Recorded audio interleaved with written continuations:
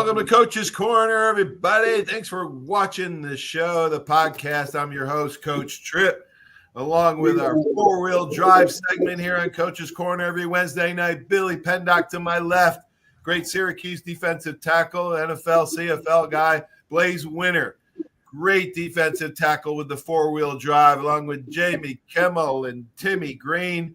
That makes up the Syracuse in the mid-'80s. You guys were all great players, all went on the NFL. Thanks for joining the podcast this week, guys.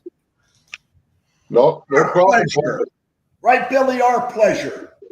All right, boys, we got 5 traits of terrific teams. We're going to call it 6 because whenever you talk about terrific teams, discipline is the number one thing, and you started early. Okay, so let's go over the other 5 traits over the years, guys. I've been asked so many times, what characteristics does it take to have a championship team? And I've been members of losing teams, teams with losing records. I've also been blessed and lucky enough to experience undefeated high school teams, SEC championship teams, division winning teams in the pros. And all the great teams that I've been on, these 5 characteristics stood out after discipline. Well, number 1, togetherness. Number 2, intelligence. Number 3, toughness. Number 4, technique. And number 5, talent. Let's tackle togetherness. You have to have unity, a chemistry among the players. I would tell my players when I coach, my job is to love you guys. Your job is to love each other. And they have to love each other so much that they will not want to let each other down. Never point fingers. You never blame anybody else. You don't make excuses. You lift each other up and you encourage your teammate. An important part of doing things off the field helps. Exhibiting this trait allows teams to win when the bounce of the ball or the referee call goes against you. Now, you must be accountable to each other. When you have a cause bigger than yourself, that type of motivation is the most powerful tool there is. It's more powerful than money, sex, fame, awards, material things. Love is blind. And when you're in love, you put on those blinders. You put the other player's needs ahead of yours. This is the type of team that is tough to beat. Togetherness is the most important trait of them all, but maybe it's the hardest to instill. In order to get them to exhibit togetherness, you must spend time off the field with each other. They have to like each other, and that bonds them together in a unity that is powerful. They can do community service together, socialize with each other, go bowling. Another great way is to have training camp where the players spend all day, all night with each other, away from all their phones, girlfriends, computers, TVs, all that stuff. So togetherness is hard. They end up trusting each other. And folks, trusting is a part of our higher nature. Doubting is a lower instinct.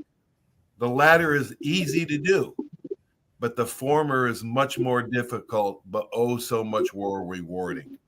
All right, guys, let's talk about trusting each other and loving each other, that you don't want to, the Marines. Your daughter's a Marine, Billy.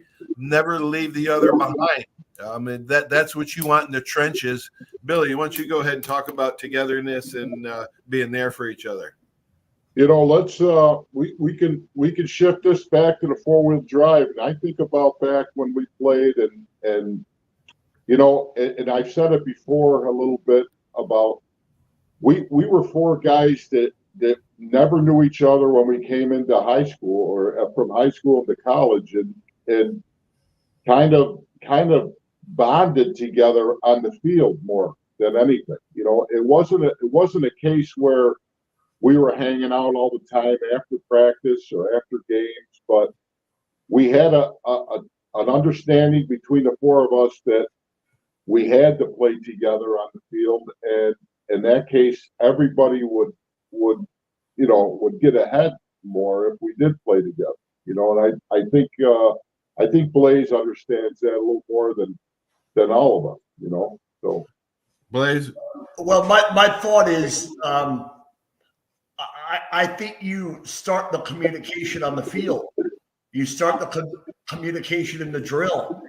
Everybody's watching one another. You're complete strangers on day one, and the only form of communication you're allowed on the field is by action. So verbal communication of, hey, buddy, how are you today, doesn't exist. So the first step you have is to cross that line and say, hey, man, I'm doing this drill. I'm doing this drill care. I'm doing this drill because it matters to me. And that radiates out to all your teammates. And, this person cares the same way I do. I mean, if they're blinded by self, they won't see anybody else.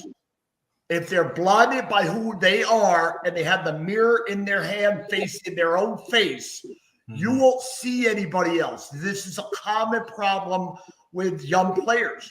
Hey, did you see me? No, man. Who are you really watching? Right. And we have way too much conversation going on nowadays about I before we. And the fact of the matter is, O'Leary didn't have to say much when it came to togetherness because we're all watching one another. Everybody was watching. I was watching Timmy. I was watching, Jamie with his, athleticism. I was watching Billy with, oh my God, he's huge. He can lift up people with one arm. And you start to know how you're going to fit. And eventually at the dining hall, you might say something like, hey, man, how much you bench press? Where did you get those arms from? Bill, Tim, why are you always reading a book? And then you start to break the ice. And the only reason you're getting respect back from a teammate is they admire what you do on the field. And that conversation on the field is the most important conversation you could have to develop a long-term relationship. Everybody sees through somebody fake. Right.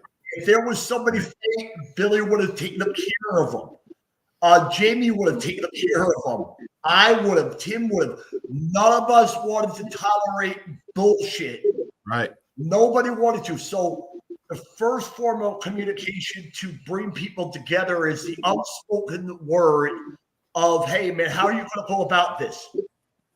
Wow. That's accountability to each other. That's right, man. Finding your fit within each other, communicating during and learning about each other. Let's face it. You guys, that four-wheel drive was like the island of misfit toys, island of misfit defensive linemen. You had such a diverse background, and that's a good transition into the next trait of terrific teams, intelligence.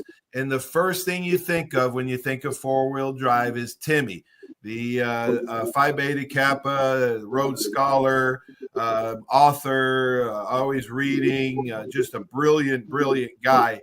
So let's talk about that, and then I want your comments. The next trait is intelligence. Being smart allows you to win close games. When players are focused enough to pay attention to details and prepare with a purpose, your team will have the advantage. You know your opponent's weaknesses. You study them on film, their tendencies. It allows you to anticipate your opponent's next move, and you take advantage of that knowledge. The smart ball players are not exclusively kids with high GPAs.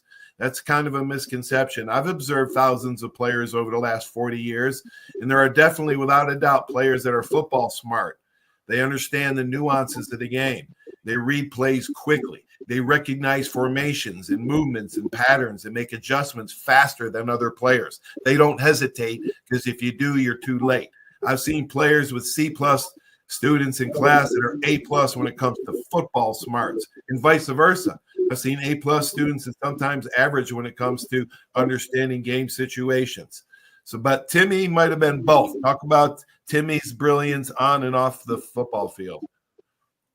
You know, Paul, a lot of it with us four, and you could separate everybody with, as far as GPAs. Timmy had a 4.0, 4 years in school. I think, the other three of us were, I don't know, we were probably midline, maybe a little bit higher, maybe a little bit lower. But when you talk about intelligence on the field, a lot of it is due to fundamentals that were instilled in us during practices and film sessions. And as funny as that sounds, when you had to react to a situation when you played defensive line or defensive back or a linebacker, it came down to a lot of fundamental stuff. And as far as that goes, that was a lot of the intelligent part of how we played the game. And Blaze, go ahead. Blaze, how smart was Timmy on? I know how everybody knows how smart he was off the field, but was there somebody that had? Did you have just great football smarts? Did Timmy have it? The obvious here to me is, again, categories. You wanted to know about pure strength and development. You were going to the man right up there, Billy Pendock. You wanted to learn about, hey, playing strong, playing with amazing strength that brought you into the weight room. You would follow Billy, because we all did. I mean, we all pause and watch him on the bench. We all pause and watch him lift weights, and because he did it well and he did it with pride, and he came in way further along than any of us. So that was a form of intellect that you would observe someone and say, how'd you do this? And then they would share the information, or they would encourage a better result by doing it in a different way. And I remember Billy teaching me how to bench, and I was a horrible bencher. Remember, Billy? Yeah. He taught me how to bench, and the arc and the placement and the pause. I mean, the precision from this dude when it came to strength.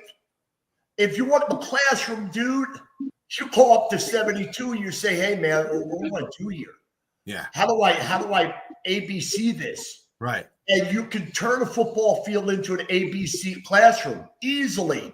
And he was a master at that. I mean, look at him. He's not a huge man. And he went out to play in the NFL as a defensive tackle forever. 245. Yeah, 240. What is going on? It is simply an example of using your mind over your body. And he was a master of that. On the other side, Jamie was, hey, man, how do you do that? How do you jump over people? How do you bend your hips down to that low of height?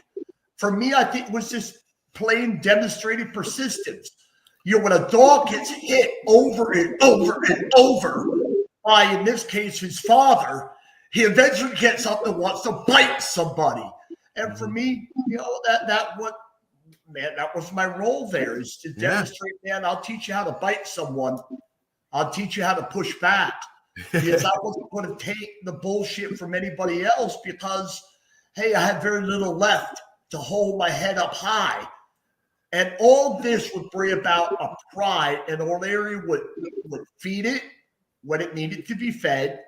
He would poke it, right, Billy? He would poke it. He was always poking me. Why? He knew it would get a response. Yeah. It wouldn't get the same response from Billy, because Billy had been around him. Right. Billy had gone through own ordeals, but he was ready for a different phase. So, that's how I see it. That's good stuff, man. Intelligence. Each one had their own such kind of intelligence that you guys all learned from. That's awesome stuff. All right. So togetherness will overcome bad luck games, and intelligence will win close games. When a team is overmatched, how about that? Say, for instance, you're playing a way more talented team. Well, I believe two more characteristics have to come in play when the other team's more talented: technique and toughness. Let's tackle toughness first, guys. Even as an underdog, you can win if you're mentally tough. Mental toughness enables you to ignore the minor hurts, the opponent's pressure, and the temporary failure. Physical toughness will make an opponent weaken. Mental toughness will make them crack.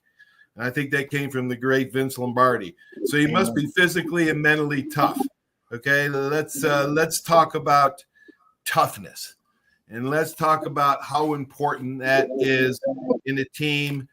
Physical and mental toughness. Which one wants to tackle that first? Go ahead, Billy. Go ahead. Well, hey, the way I see toughness is your leader, in this case, George O'Leary. you has to stand and play that role. He has to be fair. He has to be even. He has to be a person who demands technique, demands discipline, and he doesn't tolerate one bit from anyone. If he compromises and say, Billy, you're all right, but Blaze, I'm going to punish you, then there's all the wheels on the four-wheel drive come off the truck. They all come off. Yeah. But when you have a man who demands it and you have four guys open to it because their appetite is such, man, great things can really start to occur. And, the four-wheel drive was, toughness from birth, not necessarily. Babies aren't very tough. They want food, they want to be loved, but it takes a master. And that master was George O'Leary to bring about the allowance to beat the living hell out of somebody. Right. Because, right, Billy, you're not really allowed to beat the hell out of somebody when you walk down the street.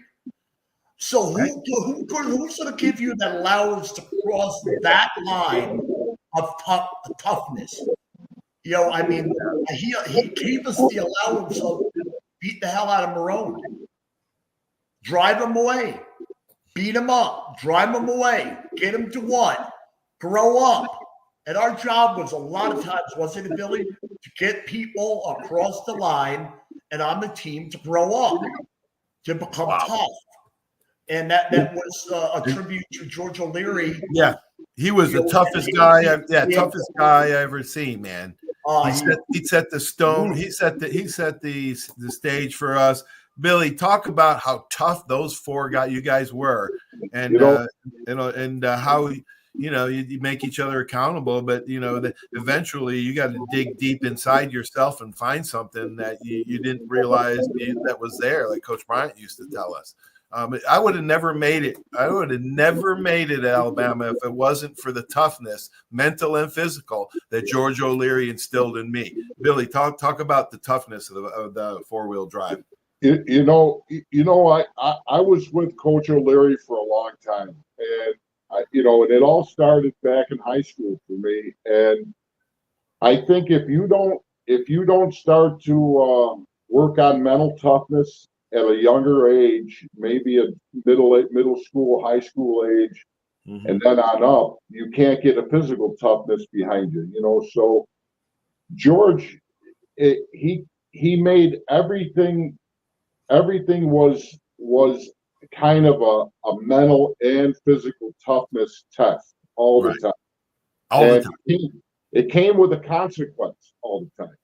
And I don't know about, I don't speak for Blaze, Timmy, or Jamie, and I remember my 4 years at Syracuse, and going into my senior year, I still had that fear of being put on offense or taken off the field. It didn't matter what you did the day before or the week before or the night before. It was a mental game all the time with Coach O'Leary. And you were always on edge. You were always worried about your situation. But then you draw back on that mental toughness, physical toughness. We didn't come off the field, Paul.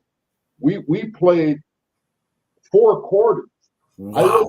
I went to a Syracuse game last year, and I watched these guys putting their hand on top of their head about every second or third play.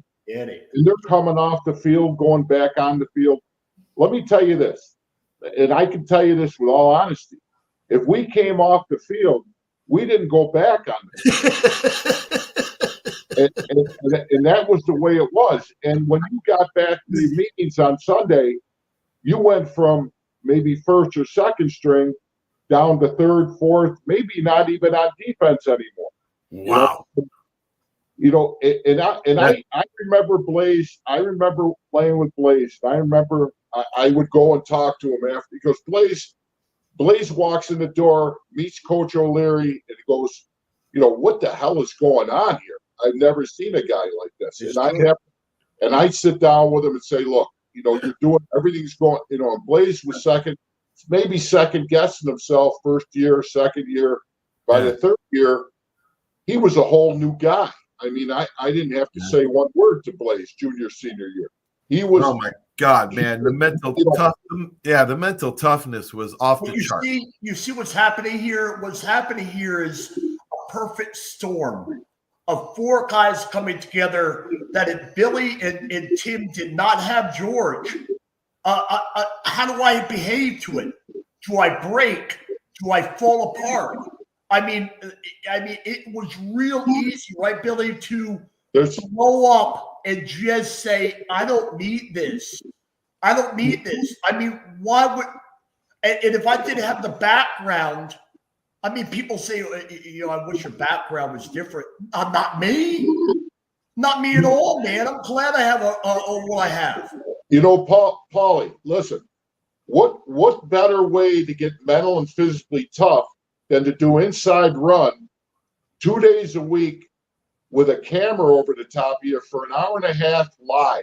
I can't believe an hour and a half. I can't believe you guys did that for an hour and a half. Live. It was a live inside run. That means between the tackles, running the football, live.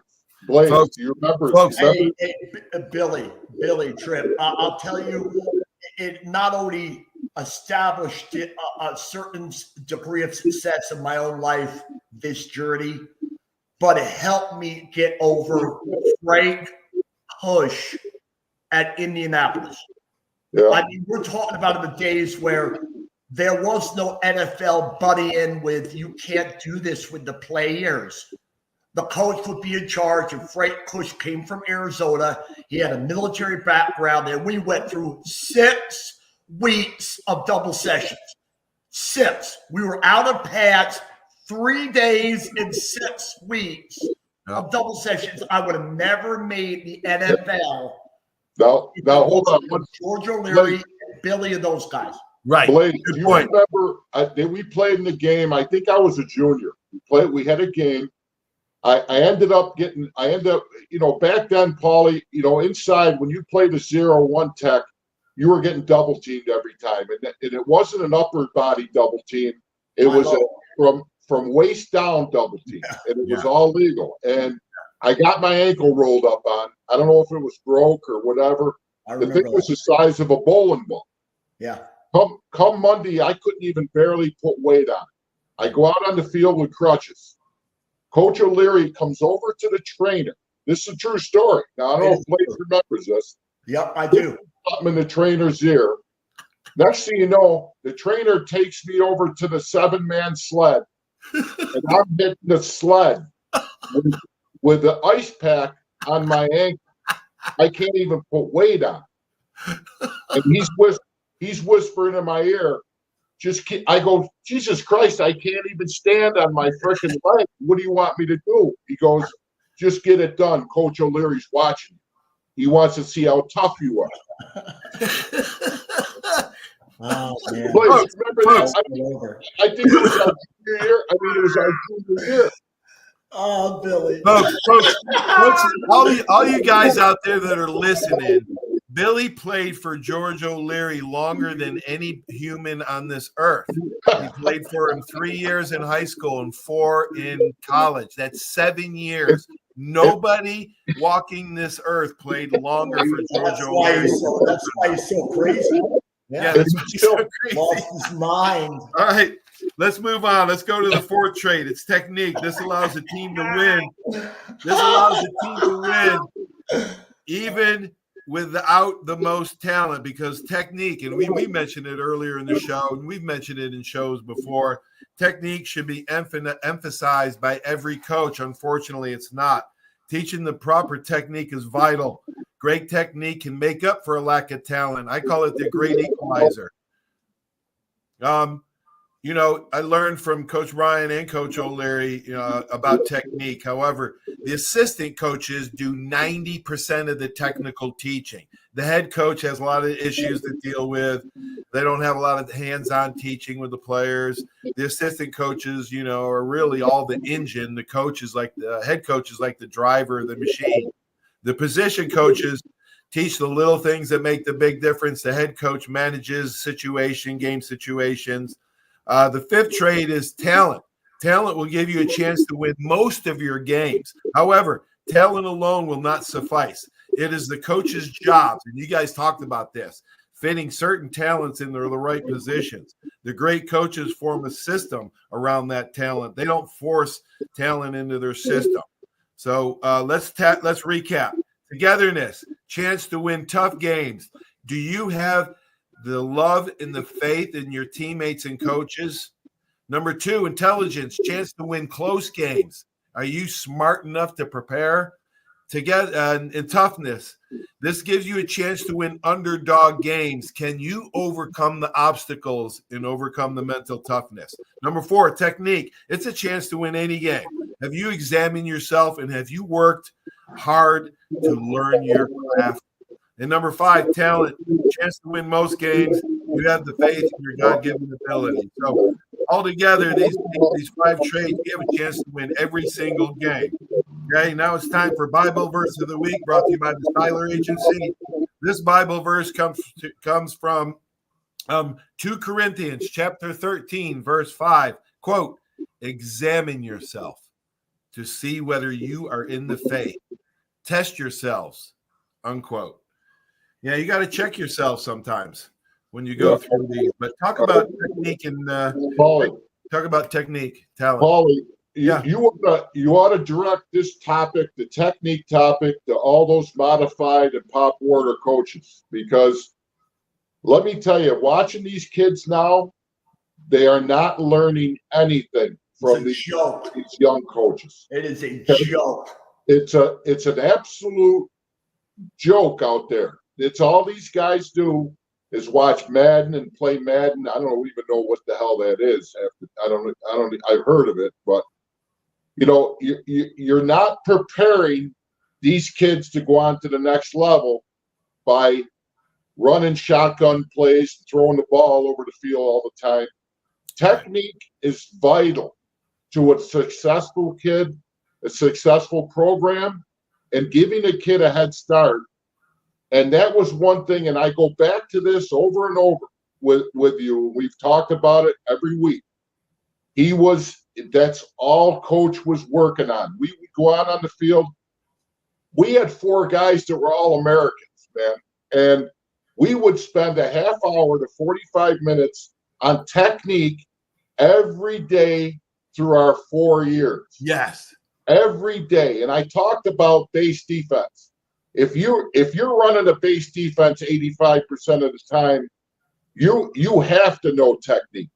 And my biggest problem and bitch with youth football is these coaches are not teaching these kids anything to help them move on in their life with football. Amen. Yeah, Blaze, expound on that. Expound on that lack of technique. Well, hey, look, I spent 20 plus years working with Glazier, and they would have me come in to do a clinic in the off season, and coaches would come by the hundreds, and they finally figured out why. They want the X's and the O's. Yeah. Everybody wants to out-scheme everybody, but yet again, nobody knows how to do footwork, handwork. I'm the best hand combat guy in the nation, and I mastered 5 disciplines in over 40 years, and I can't get the same attention because we don't have the time. We're running through plays. It's a joke. It is an absolute joke what has happened to the idea that if you want to be successful, don't worry about technique. What a joke, right, Billy? Yeah. I don't understand it. Go ahead, Billy. Listen, I coached a lot of kids. I coached both the strength training and football. And I get kids that are high school age kids, 16, 17. They've been playing for 8, 10 years. They don't even know how to get in the stance anymore. They don't know what a 6-inch step is. They don't know any of that stuff. I mean, you're getting these kids at 17 years old that don't know, and that's the foundation of an offensive or defensive lineman, is getting in the proper stance. That's technique. It's fundamentals. Right. It's something that should be taught at 9, 10, 11 years old. Right. Yeah, you're right. We need to have youth symposium on these coaches. Forget about the X's and O's. My God, at Liverpool, I think we scored 340 points and gave up 25 the whole year. Think about that. Yeah. And we didn't run but 4 or 5 plays. That's Four it. plays. 4 or 5 plays. The other team knew what was coming. They knew the play, but they couldn't stop it. Let me say one thing. The few that are doing it right, God bless you, keep doing it, because it means the player has a chance at a higher level. The ones that are not doing it to the high school kid or the youth kid, and they go to Alabama and they disappear, is because they don't have the fundamentals, they don't have the technique to get through the day-to-day war. That's exactly, his point is exactly what's going on here in New York State.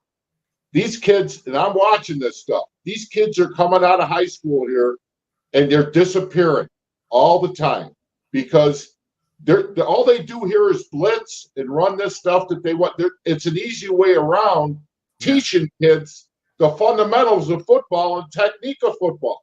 Yeah, there's not enough individual periods. Billy, you talked about running a drill for an hour and a half.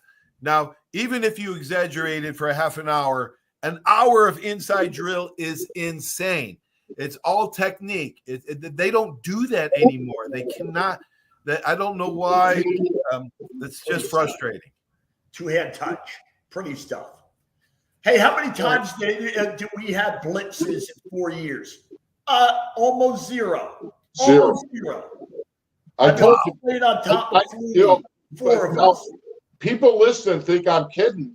We ran a base defense. That means for people that don't understand, everybody controlled their gap responsibility, and there was no tricks up front. It was man up, and that came. That doesn't happen if you don't spend hours and hours on film work, fundamentals, technique, and that don't happen. Individual periods are disappearing in the practice schedules. I always fought for a half an hour individual period with my head coaches. Come on, man! I got to have indie period today. I know it's Thursday, or Wednesday. I got to have individual periods. It's a battle. Hey guys, all teams they want to throw the ball around. Everybody wants to run around and stand up and run around. That's the way. That's why. I don't watch pro football at all anymore. Nothing. Zero. I don't watch anything. I think it's a joke. I think it's like a game out there. It's more dancing and it's celebrating. They're showing pictures of the stands with this girl and that girl. Yeah. It's embarrassing. It's embarrassing. Hey guys. Great job, guys. Great job, man. Another killer show. Blazy. Appreciate you guys. Man, you guys are fun. Good to see you again, Blazy. Hey, it's always great to see you, brother. I love you. Guys. Take care.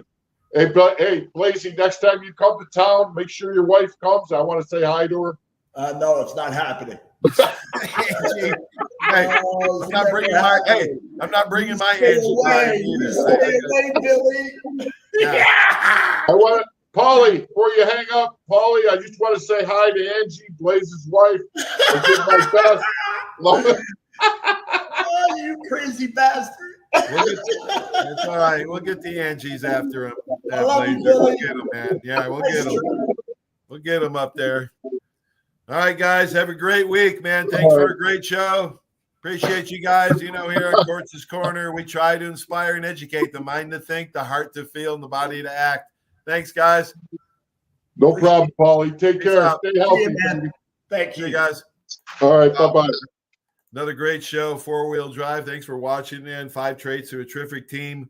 We went through it in detail. Discipline, of course, is number 1, so I guess you could say it was 6. But, hey, thanks for watching. Have a great night and have a great sports night. We will talk to you soon. So long. There's a reason why Hill Kelly in Pensacola is the #1 selling Chrysler Dodge Jeep Ram dealer between Jacksonville and New Orleans. While other dealers have taken advantage of a competitive market with higher prices, Hill Kelly has discounted prices to the lowest of the year. And Hill Kelly in Pensacola won't surprise you with excessive charges beyond the selling price. Come see why people from Milton, Pace, Foley, Bay Minette, Daphne, Gulf Shores, Mobile, and beyond are driving to Hill Kelly in Pensacola to buy their next new Chrysler, Dodge, Jeep, or Ram. At Hill Kelly, the bottom line price and your satisfaction are what really matter. So before you sign, check the bottom line and make the trip to Hill Kelly in Pensacola to see what true local ownership can do for you. At Hill Kelly Chrysler, Dodge, Jeep, Ram, Highway 29 in Car City, Pensacola. Or shop online 24/7 at hillkellydodge.com. When it comes to bottom line pricing, nobody beats a Hill Kelly deal. Nobody. 75 years of service and high tech today. It's Pensacola Glass Company at 433-8348. High tech is a term often applied to advanced services and products in today's marketplace. And today, glass is much more than a simple pane of brittle, see-through stuff we hit baseballs through when we were kids. Glass is now a product with unique flexibility in both performance and application. And Pensacola Glass Company is growing right along. That's Pensacola Glass Company at 433-8348. Over 30 years, you have seen the orange Beck signs all over the Gulf Coast listing a property for sale or lease. Beck Partners is your trusted advisor in commercial real estate, property management, commercial and personal insurance. Senior Vice President David Valletto has been with Beck Partners since 1989. Take advantage of his wealth of knowledge by calling him today at 982-7352. 982-7352. Extensive experience in all aspects of leasing, sales, management, and site selection will make sure your expectations are exceeded. Are you riding around in a filthy vehicle? Dirty car no more. Visit Ronnie's Car Wash today to get it shining in no time. They have 3 convenient locations with another coming soon. The unlimited monthly wash packages start as low as $14.95 per month with free vacuums, multi-purpose spray and towels. Visit them in Gulf Breeze, Navarre, Fort Walton, and soon Crestview. Don't wait, wash today. Be sure to see Ronnie's Car Wash on Facebook to see the latest specials and discounts. You'll be riding and shining in no time. That's you trying to fix the plumbing yourself to save a few bucks. Doing things yourself doesn't always end well. The same goes for insurance. That's why Auto Owners works with local independent agents who tailor coverage to meet your needs and offer discounts for life, home, car, and business insurance. Because sometimes you need a professional to get the job done right. That's simple human sense.